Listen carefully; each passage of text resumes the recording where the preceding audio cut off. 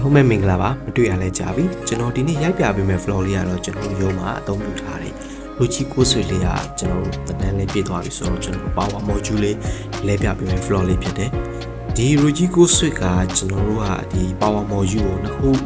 ပြိုင်လို့သုံးလို့ရတယ်ဆိုပေမဲ့ကျွန်တော်တို့ရုံးရဲ့လက်ရှိပြင်ဆင်မိရတဲ့အခြေအနေကြောင့်ကျွန်တော်တို့ကတော့ module ကိုတစ်ခုလေးပဲသုံးလိုက်ဒီ module နှစ်ပြည့်သွားပြီဆိုတော့ကျွန်တော်တို့ကဒီနောက်ထပ် module တစ်ခုပြန်လဲတယ်ဒီ module လေးကကျွန်တော်တို့ကြီး80 watt power module လေးဖြစ်တယ်ဒီကောင်လေးရဲ့အားသာချက်တစ်ခုကကြတော့ဒီကောင်မှာ DC click လေးတစ်ခုပါလာတယ်ဒီ DC OK ဆိုတဲ့ click လေးကကြတော့ကျွန်တော်တို့ဒီ module ကိုကျွန်တော် switch ကိုတက်လိုက်ပြီးဆိုတော့ဒီ click လေးကိုဖြည့်ပြီးတော့ကျွန်တော်တို့ကဒီ switch ကိုတက်ပေးရတယ်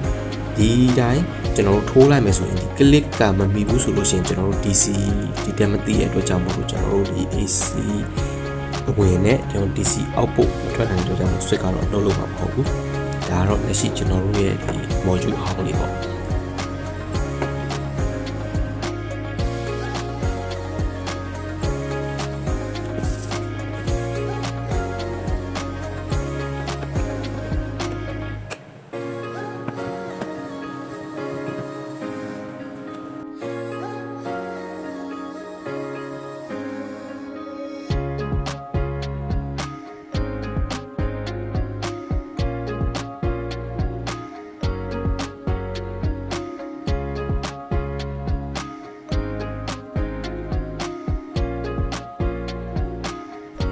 โอเคကျွန်တော်တို့ module လဲပြီးပြီဆိုတော့ကျွန်တော်တို့ဒီ switch ကိုကျွန်တော်တို့ဒီ network rack ထဲကိုပြန်တက်ပြီးတော့ကျွန်တော်တို့ရဲ့လက်ရှိ network တွေအလုံးလုံးမလုံးကျွန်တော် network ဒီ density ဆိုတာလေးကျွန်တော်ပြင်ဆင်မယ်လက်ရှိကျွန်တော်တို့ရုံးမှာကျတော့ဒီ Rogi cloud ကိုမသုံးဘူးကျွန်တော်တို့ရုံးကတက် portal တစ်ခုကိုကျွန်တော်တို့ကအသုံးထားတဲ့ဒီ portal ထဲမှာကျွန်တော်တို့မှာရှိတဲ့ network device တွေအကုန်လုံးစုထားတဲ့ portal လေးပါဒီ portal လေးကိုကျွန်တော်သုံးပြတယ်အဲ့တော့ကျွန်တော်အခုလက်ရှိ switch တက်ပြီးဆိုလို့ရှိရင်ကျွန်တော်ရဲ့ဒီ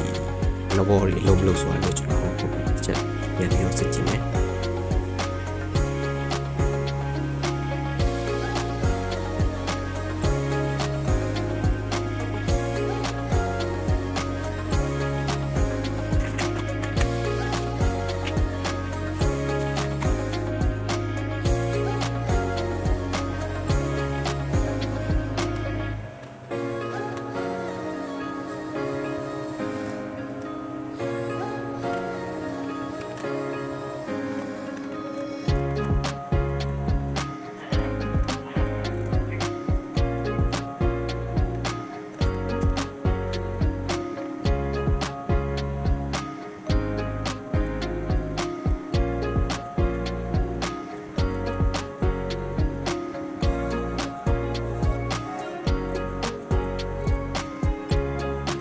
โอเคနောက်ဝင်နေတဲ့အကုန်လုံးလုံးသွားပြီအကုန်လုံးလည်းဒီတက်တည်သွားပြီဆိုတော့ကျွန်တော်လည်းဒီနေ့က vlog လေးကို